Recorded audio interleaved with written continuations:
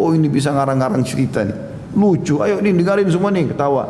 Loh kok aneh ini, anaknya dusta didukung, ini bagaimana modelnya ini? Yang soleh-soleh ini semua orang jelek-jelek aja. La haula wala quwata illa billah.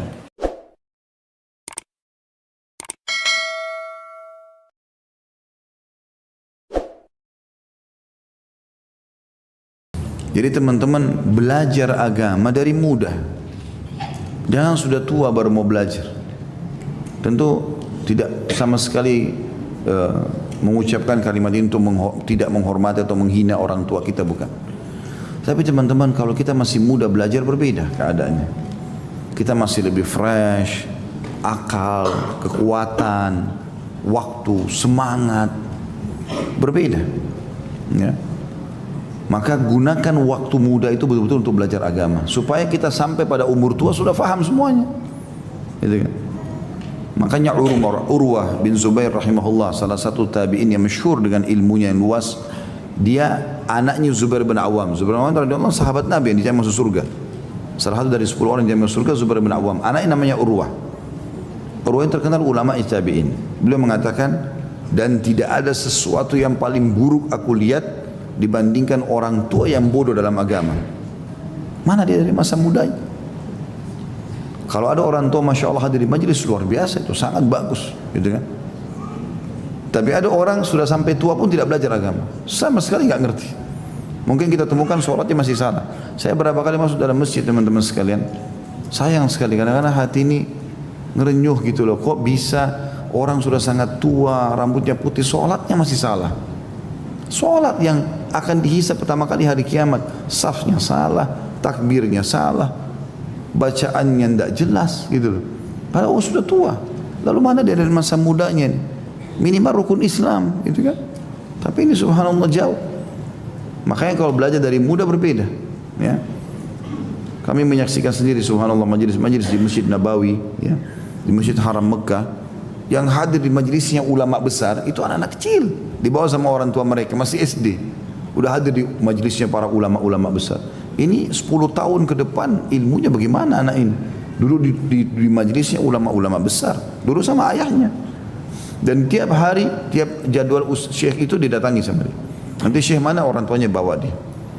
Maka anak ini sibuk dengan ilmu dari kecil. Nah ini diharapkan nanti insya Allah bisa jadi kader-kader umat.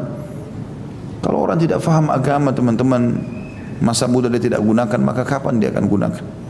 Sampai dalam pepatah bahasa Arab dikatakan, karena bagusnya masa muda itu, semangatnya, kekuatannya segala macam, maka mereka mengatakan laita syababu yaudu yauman.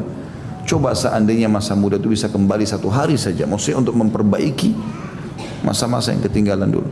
Kita sayangkan sekarang penanaman anak muda di Indonesia ini, kalau masih muda nak, tidak apa-apa. Coba aja dulu, kan dulu ayah sama ibu juga begitu. Nggak apa-apa, coba rokok, coba mabuk-mabukan, pacaran. Nah, coba masa muda. Kalau mati, coba gimana? Oh iya, kalau mati gimana? Kan banyak yang tabrakan mati. Kena hukuman dia di neraka, bisa masuk di kuburan disiksa. Orang tuanya juga panen dosa. Nggak ada istilah begitu. Jadi akhirnya kesannya tawuran itu sudah biasa. Ya coret-coret baju kalau lulus sudah biasa, itu kenang. Untuk apa? Kenapa bajunya nggak disedekahin? Kasih orang miskin banyak pahala. Coret-coret apa manfaatnya? Nggak perlu, gitu kan? Kadang-kadang hanya untuk urusan yang kosong. Saya lihat kosong sekali. Bangga jalan di jalanan tidak pakai helm, gini macet jalan, untuk apa? Manfaatnya apa? Akhlaknya mana ini? Didikan apa yang diberikan gitu? Sama sekali nggak benar, dan jangan dijadikan sebagai sebuah kebanggaan itu. Kadang-kadang anaknya bisa menunjukkan sebuah action tertentu, dan itu tidak baik. Misalnya maaf, jadi banci, atau buat lelucon, bohong, ya. Ketawa tapi bohong, itu kan Nabi larang, nggak boleh kan? Kata Nabi SAW, aku akan jadi penjamin di surga, di tempat terbawah atau sekeliling surga, itu ada istana, aku pun ada di sana nanti bersama mereka, bagi orang yang meninggalkan perdebatan walaupun dia benar. Ribut-ribut ini nggak ada dalam Islam. Dan biarpun dia benar, sudah jelaskan, orang tidak mau tahu, ya sudah terserah, tinggalkan saja. Dan aku penjamin di tengah-tengah istana surga, ada camp di sana, ada istana dia akan dapatkan bagi orang yang meninggalkan dusta walaupun bercanda. Tapi ada orang tua bangga anaknya, oh ini bisa ngarang-ngarang cerita nih, lucu, ayo nih dengarin semua nih, ketawa. Loh kok aneh ini?